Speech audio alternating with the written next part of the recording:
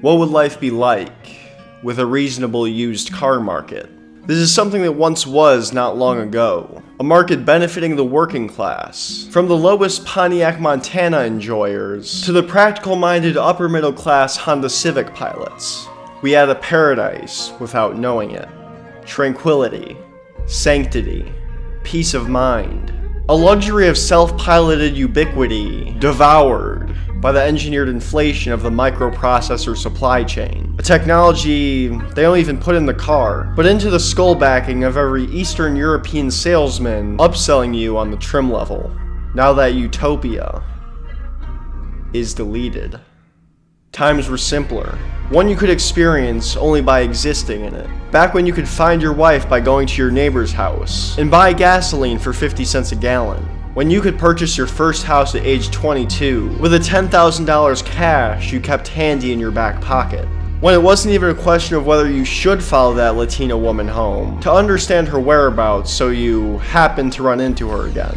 It was only gasoline, right?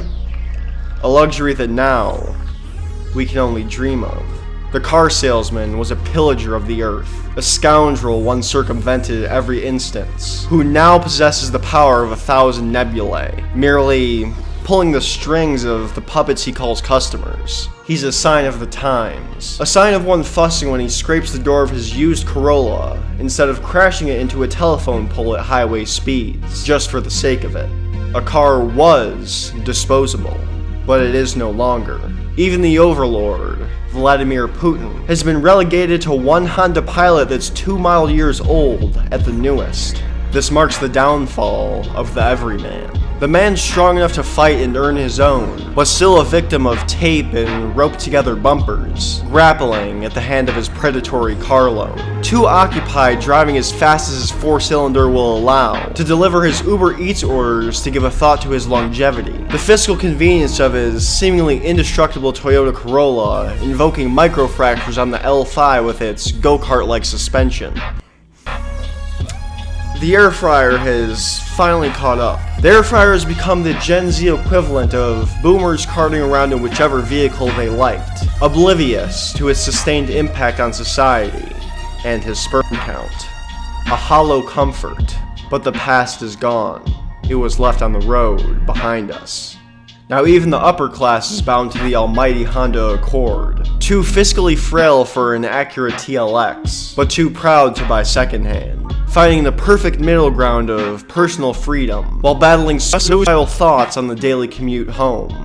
A vehicle too impractical to run into the 9/11 memorial just because, as this took years of biting fingernails off and spitting them at the car salesman, to finally lodge one at just the right angle to cause the ideal volume of brain damage, for him to offer you an 80% discount. Now that you have that Accord, you can finally breathe.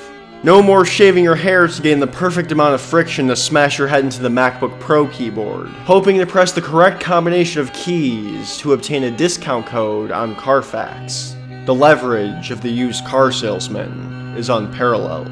He who must reach the sales office must navigate crop circles of repossessed Jeep Cherokees and Toyota Highlanders to reach the innards where the office lies. But there is no entrance. The sales team comes and goes via underground tunnel, only selling cars to overseas West Asian clients, while the local community withers away. Now the public has foregone competing for vehicles, instead run in flocks in the shape of a car, screaming with all their might to simulate the mighty V8s that once were. The streets are overrun by artifacts of the past. 1998 Toyota Avalons, Celine S7s, GMC Cyclones. The new generation quivers at the hand of the old. The greed and entitlement of previous generations have dried the pockets of the youth willing to partake. A coup must rise, a slaughter of the old. No more hospitals, no more calcium vitamins, only suffocating your grandpa after Thanksgiving, hoping his 1990 Lexus ES falls to you in the will.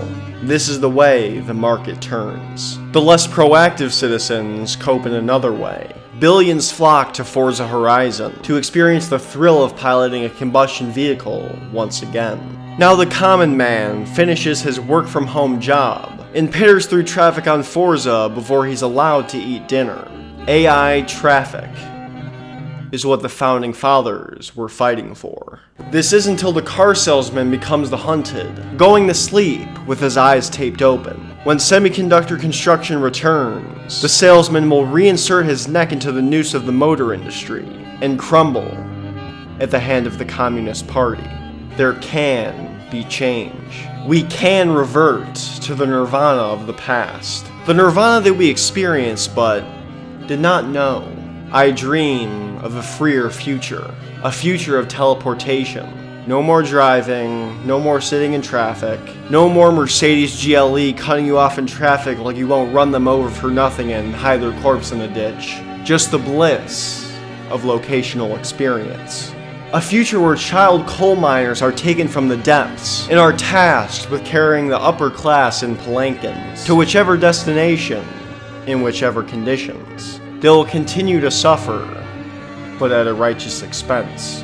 Now, the son of the car salesman is forced to become a competitive Call of Duty player, so he learns fast reflexes and how to call other people the hard R tastefully in a competitive context. And you are the change. You are the one to protest the government-mandated 200-mile driving minimum. So much so that your neighbors are privately commissioned to maneuver bombs into your tailpipe to protest your resistance. You can be the one to stop it. You're no longer forced to shit your pants instead of driving home as fast as possible, after eating a pizza and cold brew at the same time. And here we stand at the crossroads of the dystopian present and dreamlike past, staring into the abyss, throbbing for a hand to turn. A symbol of financial freedom rather than a ruin, slowly obliterating the working class, shattering them, and leaving him to navigate a labyrinth of greed and desperation.